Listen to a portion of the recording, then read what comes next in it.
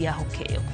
Jotelo maketo piny chotesre koro dwaro mondo mi jalup ogai mar obila Eliud Lagat ko jatend okwach kich Mohamed Amin nogwe tao kaluwore gi nek ma japuonj Albert Ojwang giseo nek ma osebedo katimore pacho kae eka koro gidwaro mondo mi kaw okang' makare mar chik mane oni ratiro yudre ne rawera mane owito ngimane lwet obila.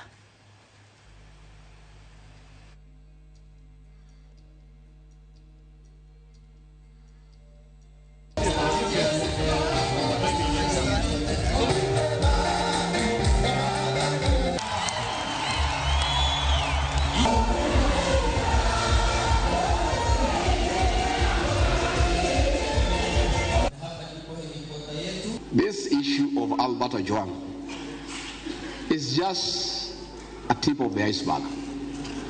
Hundreds of young people have been tortured to death, so that DCI must be prosecuted. That DIG must be prosecuted. And we are appealing to the international community to step in Kenya. Na serikali ya Bwana Ruto waajibike kwa kifo cha kijana Albert Ojwang. We demand justice for Albert Ojwang.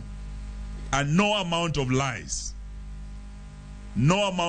will convince Kenyans.